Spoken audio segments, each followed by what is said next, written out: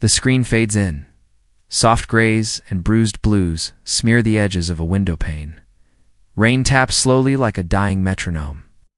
Inside, a dim room flickers with the last light of dusk. Dust floats midair, motionless, like thoughts never spoken. And in the corner, a mirror. But it doesn't reflect. Not yet. There's a silence that does not heal. It's not the peaceful kind that wraps around solitude like a blanket, but the hollow silence left behind by the wrong people. The kind that echoes, even after they've gone. Because some people never truly leave. Stay. Not in presence, but in pattern. Their voices stitched into the fabric of your thinking. Their shame masquerading as your conscience. And you wonder why you feel heavy in rooms where you now stand alone? Why your body still tenses when no one is watching? Why joy feels like betrayal? The mirror begins to shimmer. A breath fogs its surface, though no one is there. Jung spoke of the shadow, the unclaimed, unspoken, unloved part of yourself. But what happens when your shadow isn't yours? When it was carved by someone else's contempt, and then passed to you like an inheritance? See, some people don't wound you with knives. They wound you with narratives. You're too much. You're too sensitive. You always make things about yourself. They plant these whispers like seeds, and the worst part, you water them. Because to confront them would mean losing them. To lose them felt like dying. So instead, you began dying slowly. From within, a forest at night, thick fog crawling between trees. The only sound, your own footsteps on wet leaves. You carry a lantern, but the light is weak. Not because of the fog, but because you are holding it too close to your chest, afraid of what it might reveal. This is what it feels like to live with the emotional parasites, the leeches. They feed not on your blood, but your certainty, your voice, your sense of what is real. They disguise themselves as love, as family, as loyalty. But they do not nurture. They extract. And you and your quiet ache to belong. Let them. Schopenhauer once said that compassion is the basis of morality. But compassion, untethered from discernment, becomes self-destruction. We are not obligated to be devoured, even by those who claim to love us. You come to a clearing in the woods. In the center, a mirror nailed to a tree, but it reflects not the forest. It's only you, and behind your image, a second face, faint, almost ghost-like, not real, but still speaking.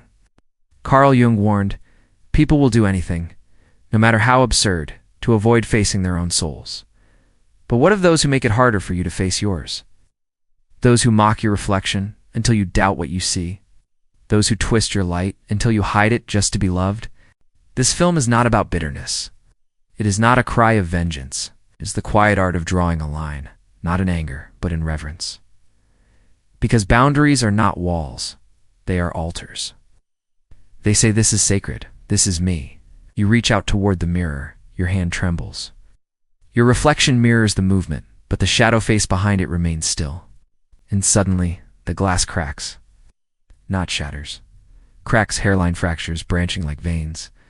This is how healing begins. Not in fireworks, but in fractures.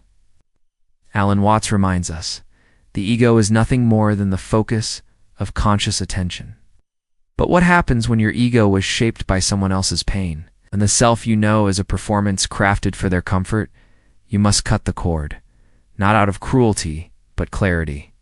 Because sometimes, the most spiritual act is not to forgive them, not to fix them, not even to understand them, but to walk away. And keep walking. The forest thins. Morning light pierces through the mist. You emerge barefoot, weathered, but whole. Behind you, the mirror remains cracked, but no longer needed. You now carry your reflection in your own breath. Nietzsche spoke of the Bermensch, the one who creates their own values beyond the herd. This is not arrogance, it is responsibility. To live by truth, not obligation. To choose solitude over imitation. To create a life from the ashes of false belonging. You may feel guilty. You may feel alone. But you are not wrong for walking away. You are not unkind for protecting your spirit. You are not selfish for choosing peace. To cut them off is not an act of war. It is a return to the self, to the silence that heals, the stillness that reveals, the mirror that now, finally, shows only you. The velvet cage, a pale morning, leaks into the room. Not sunlight, but something more muted. It's like the memory of light. The camera glides through a pristine bedroom. The curtains are drawn, the sheets unwrinkled, everything in order, but nothing feels alive. You wake up in a room you didn't decorate. The furniture is elegant, the colors calming, the air smells like lavender and quiet resignation. You are praised for how well you've adjusted, how agreeable you've become, how easy you are to be around. But the windows, they do not open. There are no locks, no chains, no shouting, just a constant expectation that you stay the same. They smile at you, but only when you shrink, only when you play the role, so you stay.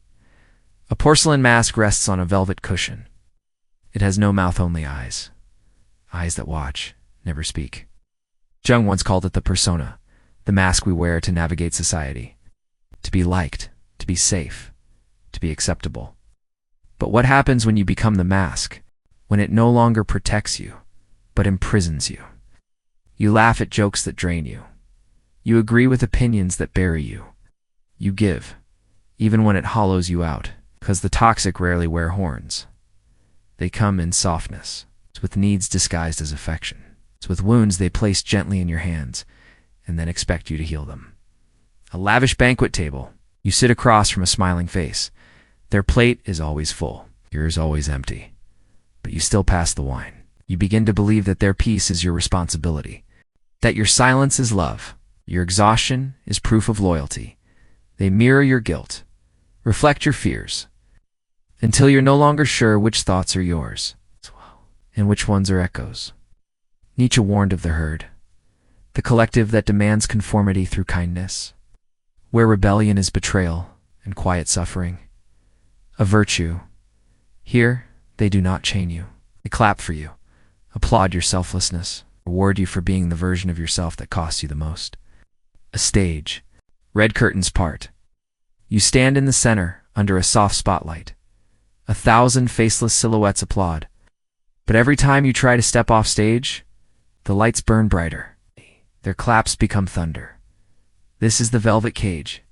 It does not wound, it seduces.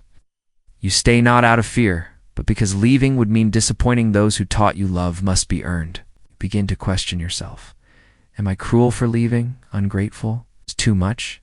The whispers get louder in the quiet. You confuse peace with guilt, freedom with selfishness. And yet, a small ember glows at the base of your spine.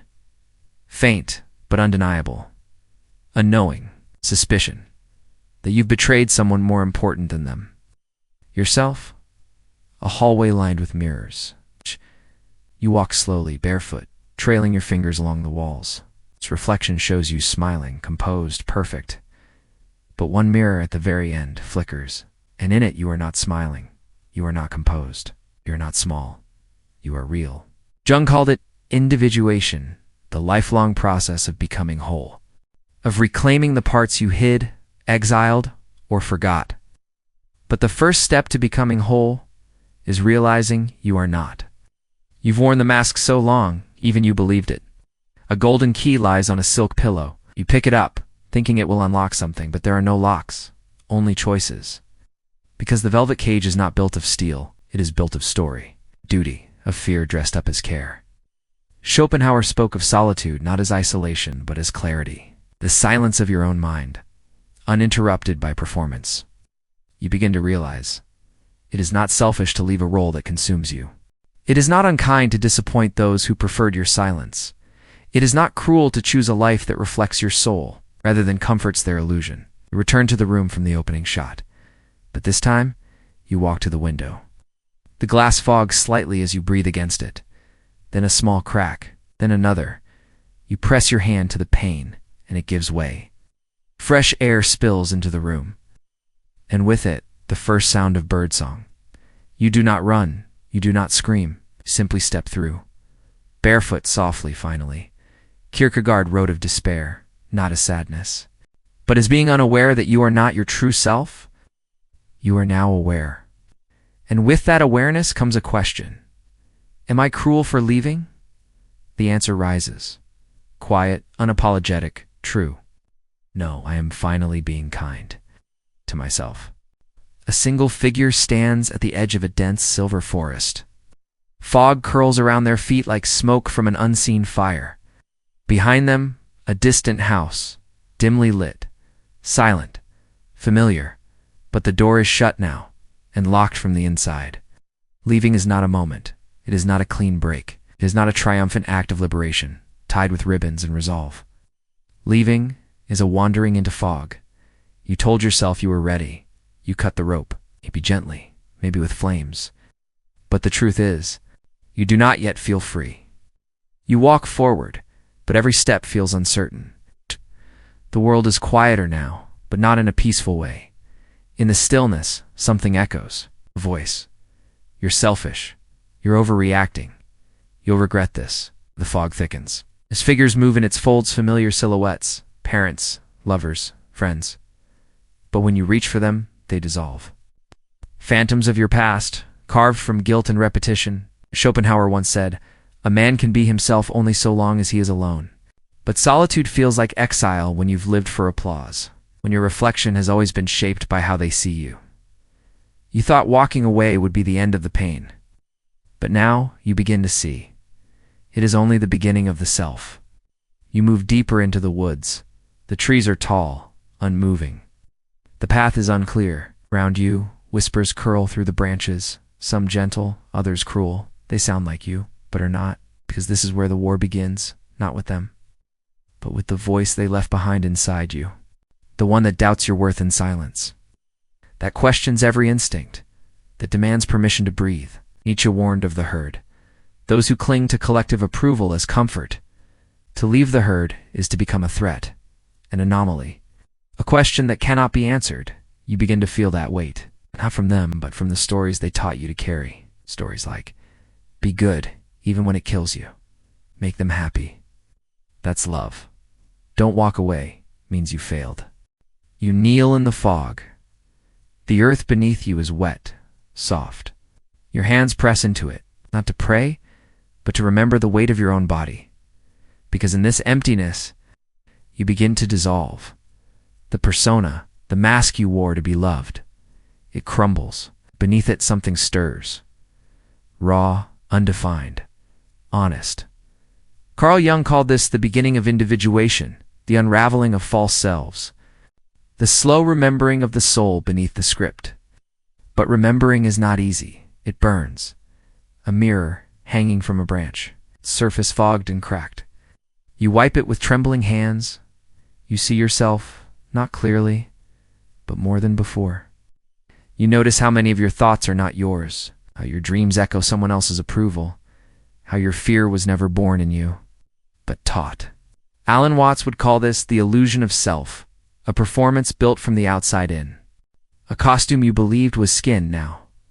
You stand without it. Naked in mind, trembling in spirit.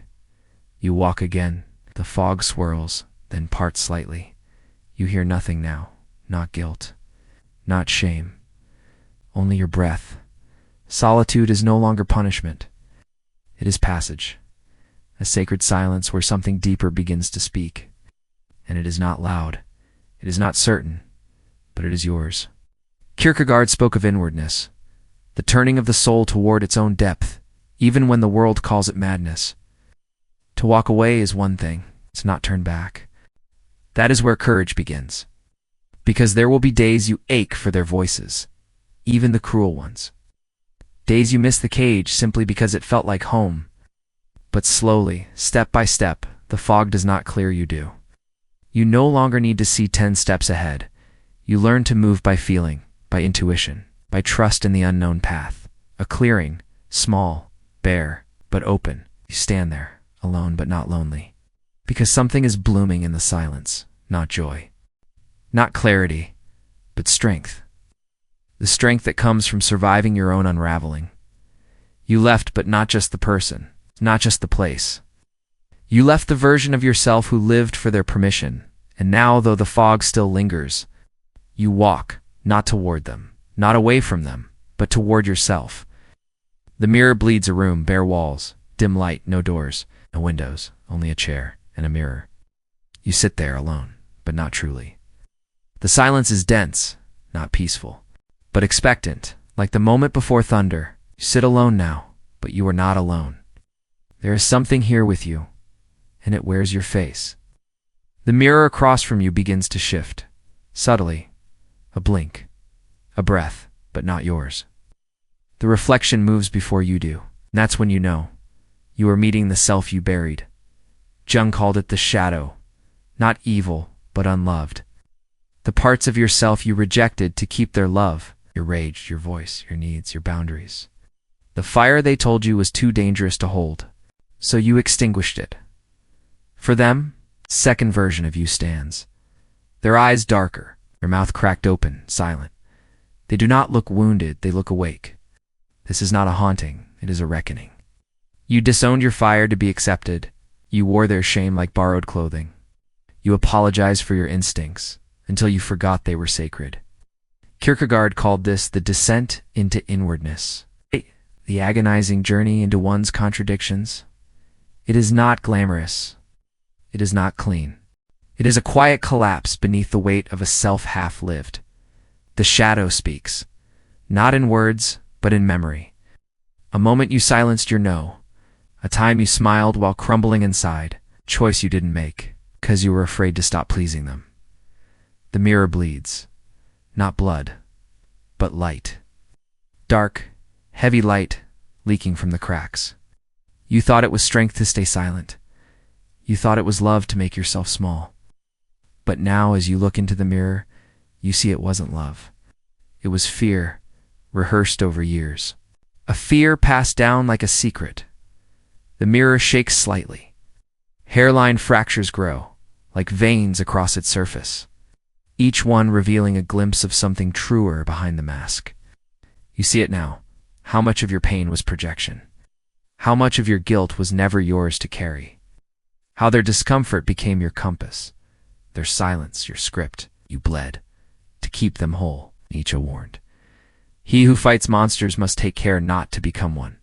But what happens when the monster was never external, but a disfigured version of yourself you were taught to hide? The reflection in the mirror steps forward. You do not recoil. You breathe. Because beneath the sharpness, the fire, the grief, is something fierce and true. Not the you they sculpted, but the one who watched silently from behind your eyes, waiting. Alan Watts said the ego is only a pattern of attention, but you've worn that pattern like a skin, and now it peels. Piece by piece, the false self falls away, and in its place, stillness. You rise from the chair, walk slowly to the mirror, press your fingers to the glass. It's cold, then warm, then gone. The mirror shatters not outward, but inward. And there, amidst the shards, you see your real face, not perfect, not polished, but whole. Schopenhauer spoke of solitude as the only place we can be ourselves. But solitude also invites the truth, and the truth, when it first appears, can feel like violence. You see that now? Your rage was never dangerous. Your silence was. Your refusal to break the pattern, that was the wound. The room dissolves, walls fade. Light spills in like breath after drowning. You step forward. Not into light, not into clarity, but into integration. Jung's individuation is not about becoming better, it's about becoming real, accepting that you are both light and shadow, desire and fear, grace and grief. The person you tried not to be. That person is part of you. You carried their shame, but it was never yours. You silenced your truth, but it never died. And now, through the bleeding mirror, you no longer seek approval. You no longer apologize for your fire. See your face, cracked, unmasked, alive. And for the first time, you bow to it, not in surrender, but in reunion. A gray silence settles like snow over a forgotten theater. The stage is cracked. Curtains hang like the limbs of an exhausted god. In the center, a marble statue stands flawless, radiant, adored, but it is not you. It was never you. There comes a moment not with thunder, but with a whisper when the illusion begins to splinter, not by force, but fatigue. The soul, tired of pretending, you stare at the idol they made for you. A perfect mask sculpted from guilt, obedience, and quiet suffering. It smiled when it was supposed to. It nodded. It stayed. It believed, even when it bled. You thought if you played the role long enough, they'd see you. That one day they'd wake up, realize your worth, offer the apology that would stitch everything back together. But that day never came, because they love the illusion, not the person behind it. Alan Watts once said, "We suffer because we believe we are this separate ego. But the suffering deepens when the ego was never even yours. It was gifted to you, imposed. A loyal echo carved in their image. You remember how you dimmed your anger so they wouldn't fear you? How you wore their approval like armor? How your silence was mistaken for grace? How every compromise became a rope around your own neck? Now, you watch as the idol fractures. Quiet crack runs through its chest, then another, like veins of lightning. A tremor hums beneath your feet. The collapse is not loud, it is sacred. Like the slow falling of a cathedral to dust. Nietzsche spoke of this. Of idols, of gods, of dangerous hopes. Of what happens when the thing you believed in begins to rot from within. Beware that, when fighting monsters, you yourself do not become a monster. Yes.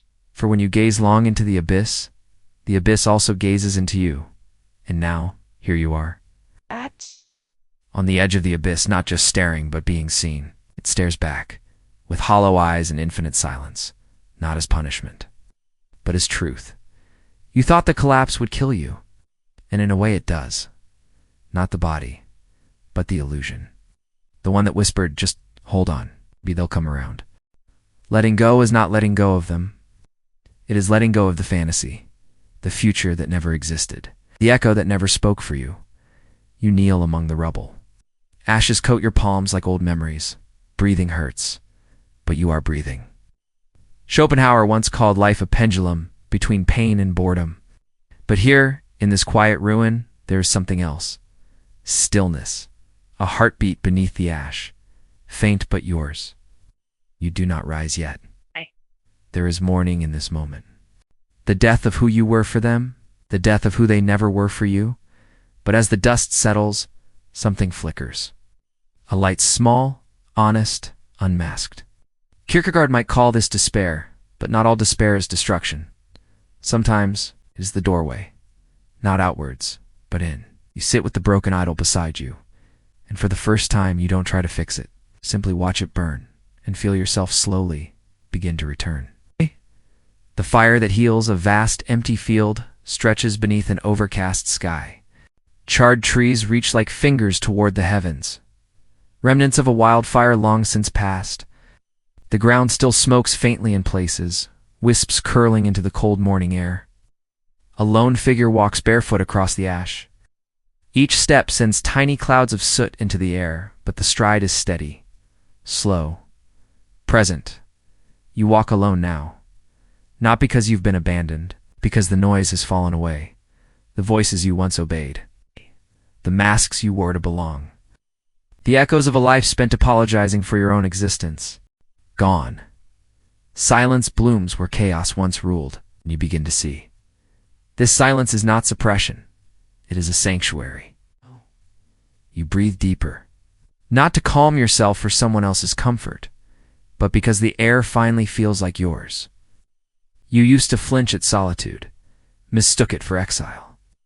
But solitude you now see is not absence. It is space. The figure pauses at a small pool of water. Its surface is still, dark, almost mirror-like. The reflection is clear now. No distortions, no borrowed expressions. Alan Watts once said that we suffer because we believe we are this separate ego. But what if we suffer more? When we mistake others' egos for our own? For so long, you were a projection, story they told about you, written in the ink of their fears. But now the page has burned. You are not the character they cast you as. You are the author returning to the pen. This is not a grand rebirth. No lightning strike, no trumpet sound. It is the quiet fire inside your chest, the one that refused to go out, even in the storm. Carl Jung called this individuation. It's not perfection, wholeness.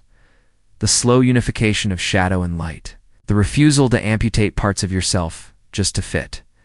No more fragmenting. No more pretending. There is grief in this. Quiet mourning for the self you never got to be. For the energy spent holding together someone else's broken world. But beneath the grief there is something else. Relief. The relief of no longer performing. of no longer managing another's emotional storms while drowning in your own. You do not owe anyone your silence. You're dimming. You're shrinking. This is the fire that heals, not the fire that burns everything down, but the fire that cauterizes the wound. You no longer seek peace from those who feed on your unease. You no longer barter your boundaries for breadcrumbs of affection. You no longer apologize for taking up space in a world that tried to keep you small. This is not arrogance. This is reclamation. You are becoming not who they needed you to be, but who you always were beneath the noise.